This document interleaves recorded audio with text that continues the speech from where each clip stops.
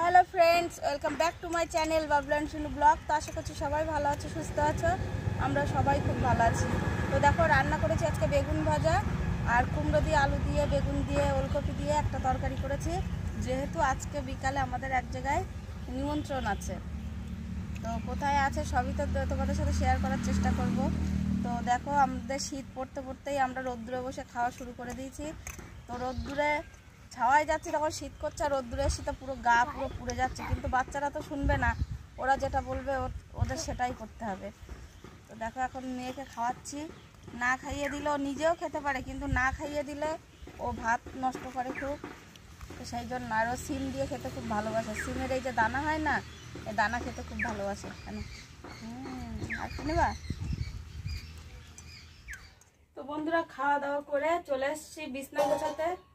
এখন অনেক বেলা হয়ে গেছে, বিছানার কথা তো মনেই ছিল না, তো সেই জন্য বিছানা গোছাতে চলে এসেছি। শীতকাল মানেই একটা বিচ্ছিরি বিছানা কাঁথা পুরো ভরে থাকে বালিশ কাঁথায়।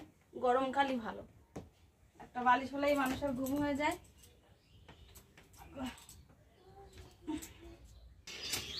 তো বন্ধুরা, বিছানা গুছিয়ে ছেলে আর মেয়েকে তোমাদের দাদাভাই আজকে স্নান করে দিয়েছে, আর আমি একটু ঘরটাগুলো গুছাচ্ছিলাম, খুব নোংরা হয়ে আছে। আর এদিকে রান্নাঘরের পরিস্থিতি দেখো, সেদিন বৃষ্টি হয়েছিল দেখে এই খড়িগুলো তুলে রেখেছিলাম, সে আর ঠিক করা হয়নি।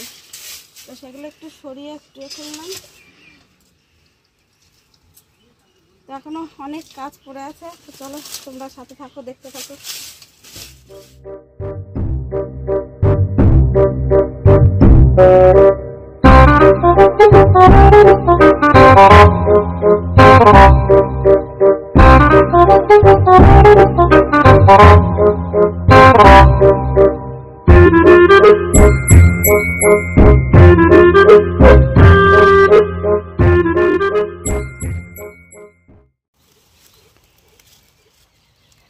তো বন্ধুরা, এখন স্নান করতে যাব। তো ভাবলাম যে আমি এই যে মেটালু গাছ লাগিয়েছিলাম, তো গোড়াটা দেখছি ফাটা ফাটা।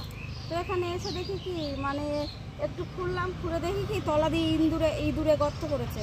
তো ভাবছি যে এই মেটালু যদি না তুলে নিই তাহলে তো ইঁদুরে তো খেয়ে নেবে, আমি তো কিছুই পাবো না। তো চলো দেখি হয়েছে কি দেখি।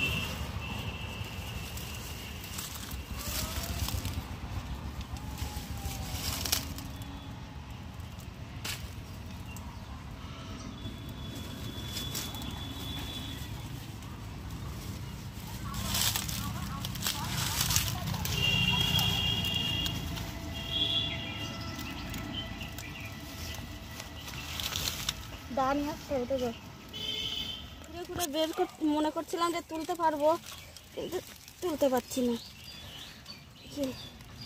ও মাই গড, ওয়াও, আমার জীবন সত্যি সার্থক হয়ে গেছে। চলো চলো চলো বাবু। বাবা রে, কত বড় মেটে আলু দেখো। তো বন্ধুরা দেখো,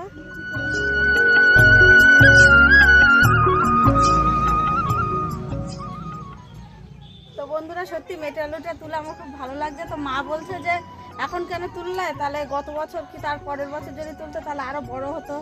তো আমি তো জানি না, আর দেখলাম যে ইঁদুরে নিচ দিয়ে গর্ত করেছে, তাহলে আমি ভেবেছি যে ইঁদুরে খেয়ে নেবে, ওই জন্য আমি তুলেছি। তো যাই হোক, যা পেয়েছি, যেটুকু পেয়েছি, এখনো দুটো গাছ তো আছে, ও দুটো আর তুলবো না।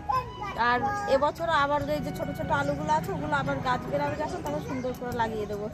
তো মেটালু তো তুলে নিয়েছি, এখন তো এক বালতি জলও ঢেলে ফেলেছি। তো চলো স্নান করে নিই, তারপর তোমাদের সাথে দেখা। তো বন্ধুরা দেখো, স্নান করে উঠে শর্ট ভিডিওটা বানিয়ে নিলাম।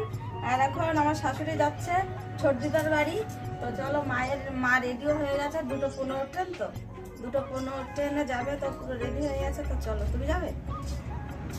তো তোমাদের দাদাভাই এগোতে যাচ্ছে। তো চলো, তোমরা ভিডিওটি কন্টিনিউ দেখতে থাকো। তো চলো চলো শোনা, দিতে পারো মাই।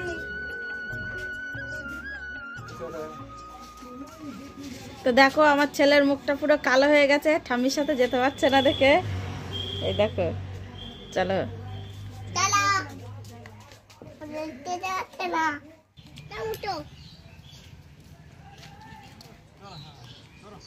যাবে যাবে।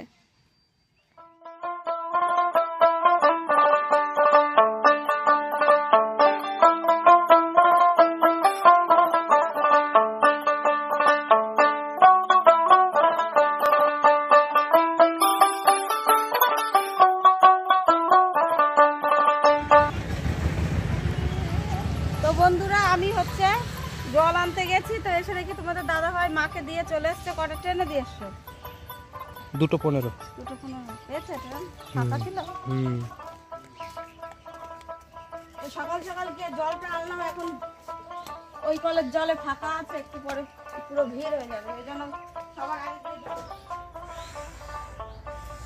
পুরো হাতে ব্যথা হয়ে গেছে। আর যে বাড়িতে আমাদের আজকে নিমন্ত্রণ আছে, মানে ভগবত গীতা পাঠ হবে, সেখানে তো আরম্ভ হয়ে গেছে গীতা পাঠ, তো আমরা একটু পরেই যাবো গুছিয়ে গাছিয়ে।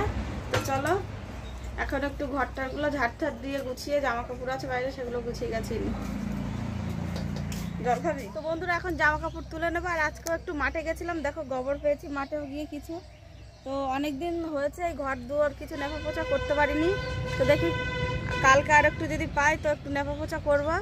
তো আমাদের যেখানে আজকে নিমন্ত্রণ আছে সেখানের ভিডিও আজকেও তো আমি ছাড়তে পারবো না, এই ভিডিওটি অবশ্যই কালকে আসবে। তো কালকে তোমরা অবশ্যই দেখতে পাবে যে কোথায় নিমন্ত্রণ, কি পাঠ হচ্ছে, তো সবই তোমাদের সাথে শেয়ার করব। তো ভিডিওটি ভালো লাগলে লাইক শেয়ার কমেন্ট করে দিও, চ্যানেলটিকে সাবস্ক্রাইব করে নোটিফিকেশন বেলটি অল করে দিও, যাতে আমার নতুন নতুন ভিডিও সবার আগে তোমাদের কাছে পৌঁছে যায়। তো চলো বন্ধুরা, টাটা বাই বাই, দেখা হচ্ছে নতুন ভিডিওর সাথে, বাই।